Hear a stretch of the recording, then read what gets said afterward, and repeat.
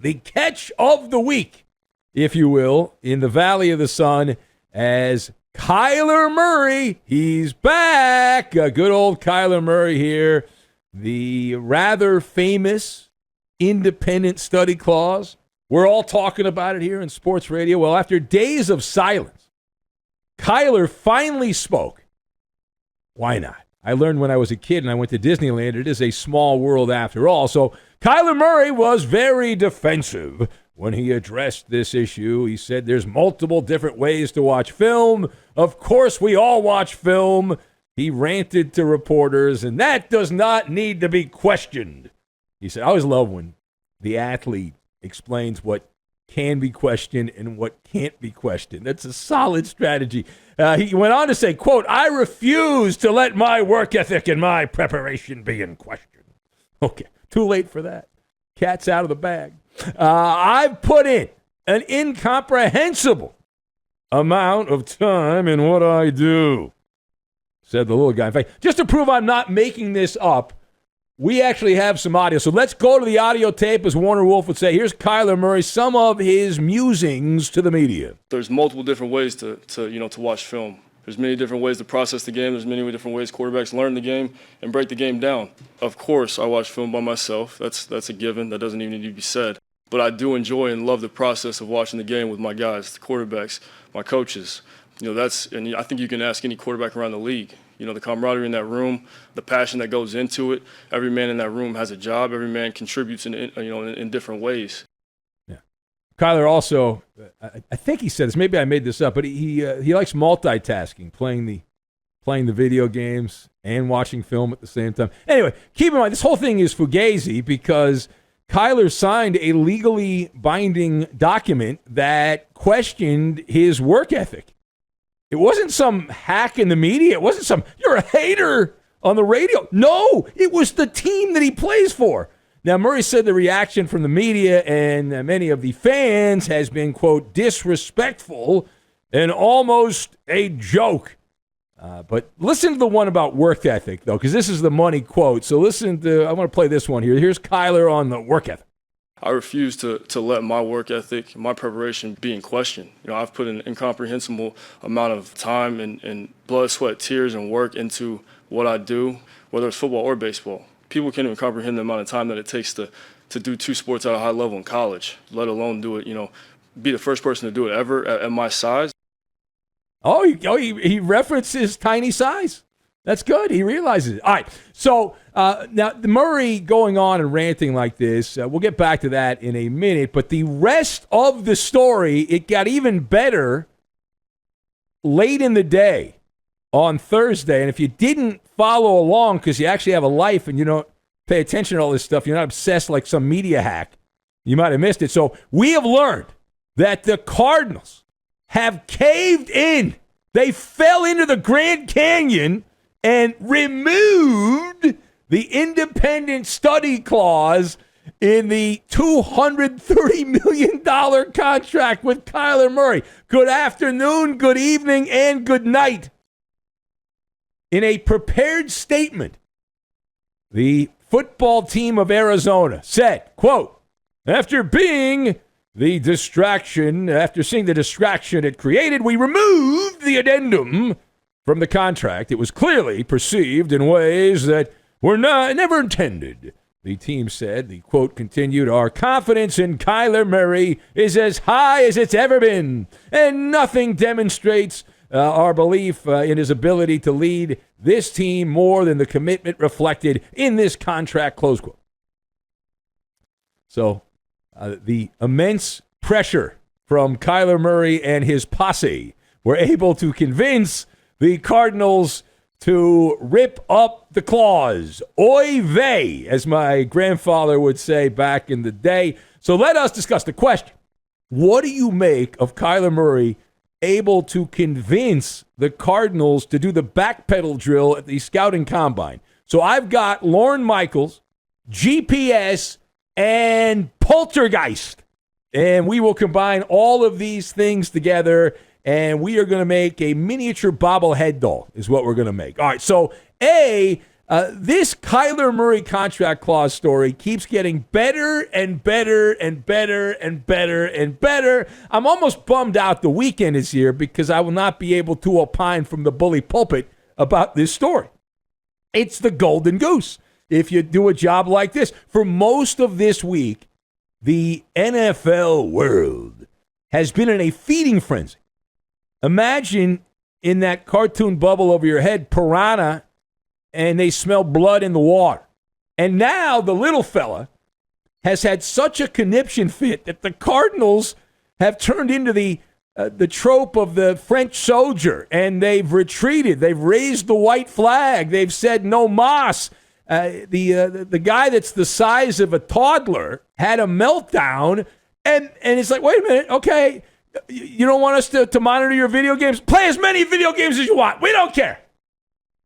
Does it not feel like satire, like a production from Lorne Michaels? Like he drew it up there. And if you saw this play out on Saturday Night Live, if you still watch that show, I haven't watched the show in a long time, but you'd chuckle and say, hey, that's pretty funny, but that's not reality. Come on, it's a satire thing. Except this is not fiction. It's nonfiction. Kyler bullied the Cardinals. Now, he's listed a little taller, but he's like 5'9", 5'8", 185, 190 pounds. And he strong-armed a multi-billion-dollar franchise.